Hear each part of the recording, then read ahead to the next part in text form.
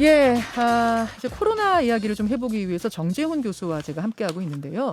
주말 사이에 빌 게이츠의 발언이 하나 화제가 됐었습니다. 빌 게이츠가 뭐라 그랬냐면은 이번 이 코로나가 끝나더라도 또 다른 바이러스에 의한 팬데믹이 올 수 있다. 이런 경고를 한 겁니다.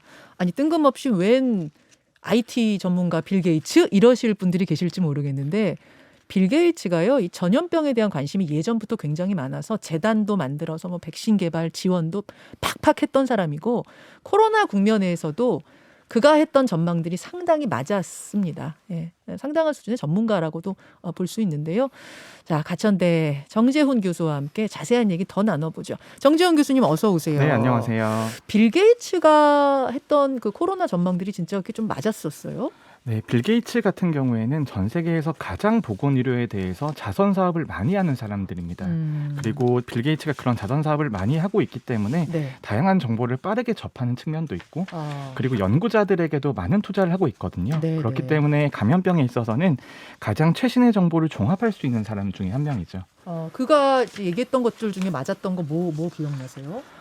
예를 들어서 이제 오미크론 변이의 유행이 가장 마지막 유행이 될 수 있다 이런 예상들도 있었고요. 그리고 언젠가는 코로나 바이러스라고 하는 것이 풍토병화가 될 수 있다 이런 이야기를 했었거든요. 계절 독감처럼 그것도 네. 되게 빨리 얘기했었던. 네, 근데 그런데 이제 그런 상식들이 어떻게 보면은 너무나 당연한 현상일 수 있는데요. 하지만 이렇게 투자를 많이 하고 어느 정도 권위가 있는 사람들에서 입장이 나간다라는 것은 그래도 의미가 있다라고 생각합니다. 그런 빌 게이츠가 주말 사이 인터뷰에서 코로나는 끝나도 그 다음에 또 다른 바이러스에 의한 팬데믹, 대규모 이 집단 감염이 또 올 거다라고 경고를 하니까 그러니까 우리가 이렇게 덜컥 겁이 나는 거 아니겠습니까?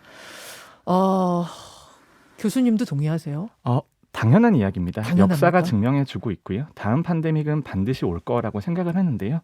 전 더 중요한 것이 이번 팬데믹을 겪으면서 인류가 발전한 여러 가지 기술들이 있습니다.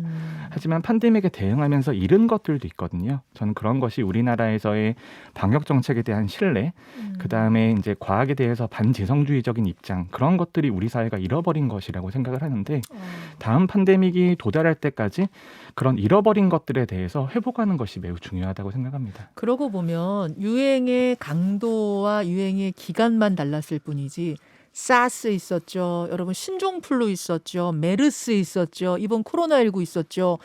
계속 왔어요. 뭔가가 왔어요. 그리고 주기가 점점 짧아지고 짧아지고 있다라는 있어요. 느낌도 들고요. 규모가 더 커진다라는 느낌도 드는데요. 그 이유 중에 하나가 저는 세계화에 있다라고 생각을 합니다. 한 지역에서 바이러스가 발생을 하면 전 세계로 퍼지는 데까지 걸리는 시간이 이번에 코로나19를 보면 2개월에서 3개월 정도밖에 안 걸렸거든요. 맞아요. 그렇기 때문에 이 세계화라고 하는 것이 팬데믹에 있어서는 더 가혹한 조건이 될 수 있다는 것이죠. 그럼 다음에 뭔가가 올 거는 당연하다고 지금 그러셨어요. 네, 뭐 언제 오냐의 문제이고 그때까지 우리가 어느 정도의 사회적인 신뢰를 갖출 수 있냐 그리고 기술의 발전이 어디까지 가냐의 차이이겠지만 오기는 분명히 올 겁니다. 그 언젠가까지를 대비해서 우리가 할 수 있는 건 뭡니까? 조금 더 구체적으로 할 수 있는 이번에 코로나19를 통해서 빠른 시기에 백신을 개발해서 배포할 수 있었다라는 것은 매우 중요한 장점이라고 생각을 하고요. 하지만 이번에 백신 접종에 있어서도 여러 가지 백신 접종의 이상 반응에 대한 논란이라든지 방역 정책에 대한 신뢰 같은 것들이 무너진 면들이 있거든요. 그리고 다음 팬데믹까지 우리가 근거를 쌓아야 되는 부분이 있습니다. 예를 들어서 국경을 봉쇄하는 것이 과연 효과가 있는 것인가? 그다음에 사회적 거리두기는 어느 정도까지 유지하는 것이 가장 사회 전체의 피해를 줄이는 길인가? 네. 이런 부분들에 대해서는 과학적인 근거를 바탕으로 다음에 대한 대비를 하는 것이 매우 중요하겠죠. 이번에 경험했던 걸 그냥 끝나고 나서 버리는 게 아니라 체계적으로 이때는 이게 잘못했어. 이건 잘했어. 이건 이렇게 할 걸. 이런 뭔가 전체적인 뭐랄까요? 복귀를 해봐야 된다는 말씀이네요. 네, 당연합니다. 당연한 그래야지 거죠. 그 다음에 실수를 더 줄일 수 있다고 생각합니다. 자, 일단 다음에 오는 건 오는 거고 지금 있는 코로나라도 빨리 좀 종식됐으면 좋겠는데 큰 산이라고 한번 가정해 볼게요. 큰 산이라고 가정을 해보면 지금 우리가 어디쯤에 온 겁니까? 저는 정상 보이기 직전에 작은 휴게소가 있다고 생각을 하고요. 그 휴게소를 지나서 막 숨이 다시 차오르는 시점이라고 생각을 합니다. 제가 자주 드는 비유인데요. 저는 16부작 미니 시리즈의 비유를 많이 하거든요. 예. 지금은 14화 정도 와 있다고 생각을 합니다. 잠깐만요.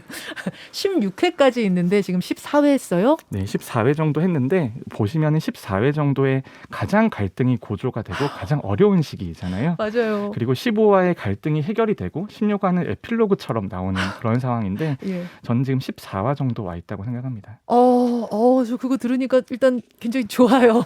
우리 4화까지는 끝냈군요. 다만 15화, 16화가 이제 마지막 완전 하이라이트. 네, 그렇습니다. 이걸 지금 앞두고 있다. 지금 유행 상황에 대해서 이제 많은 분들이 정점이 언제일지 규모가 언제일지 많이 물어보시거든요. 네. 저는 지금 이번 주가 유행 속도가 가장 빠른 주가 될 것이라고 생각을 하고요. 이번 주요? 네, 이번 주가 지나고 나면 그때부터는 점점 속도가 줄어들어서 한 2주에서 3주 정도면은 국민들이 체감하시기에는 정점에 도달할 수 있다고 생각을 합니다. 정점은 2, 3주 후지만 이 불어가는 속도는 이번 주가 제일 빠르다. 네, 이번 주까지가 가장 빠른 주가 될 것이고요. 다음 주부터는 속도가 감소할 수 있다라고 생각을 하는데 저희 전문가들이 말하는 유행 정점은 3월 중순이 될 것으로 예상을 하고 있습니다.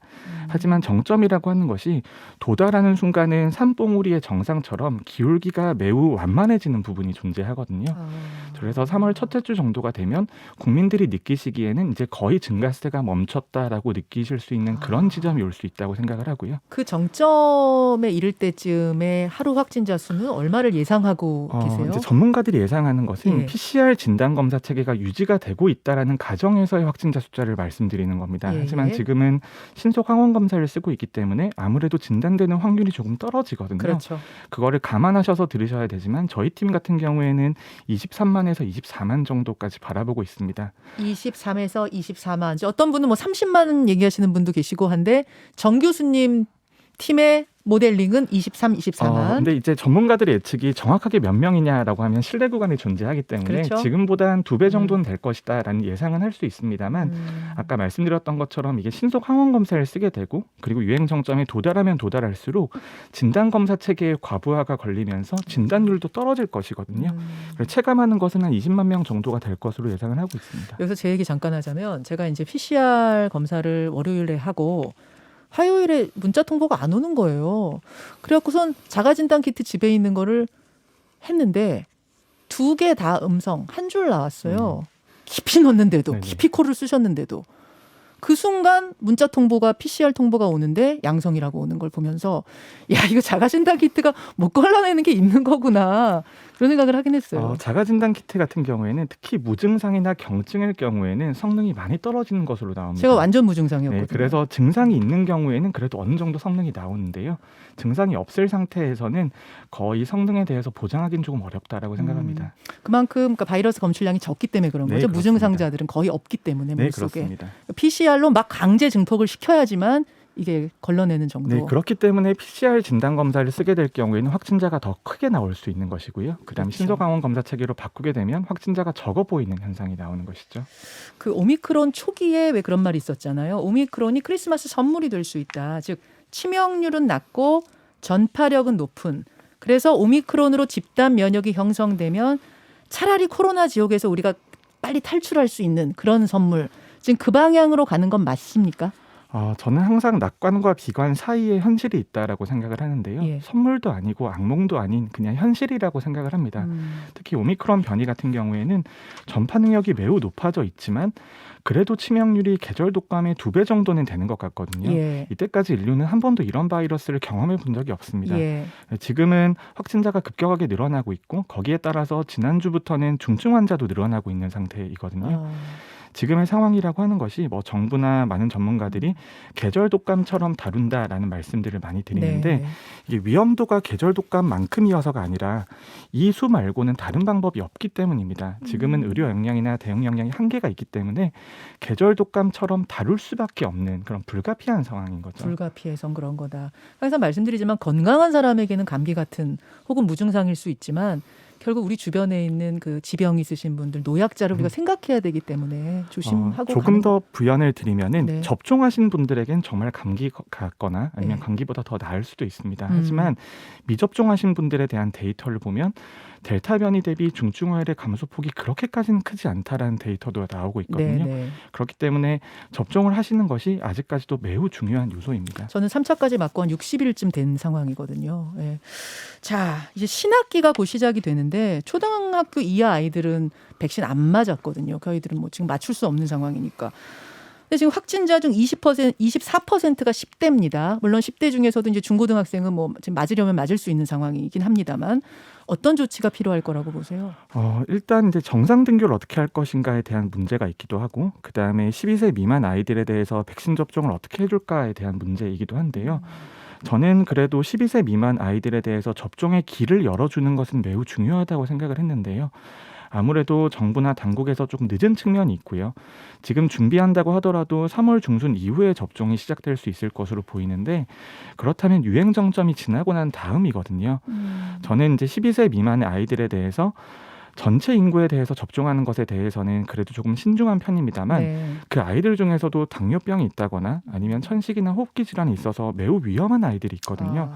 최소한 그 아이들에 대해서는 접종의 길을 열어줬어야 되지 않나라는 생각이 들고, 그다음에 학교에 대해서도 지금 우리가 유행을 미룬다라고 해서 이 유행이 언젠가까지 항상 미룰 수 있는 것은 아닙니다.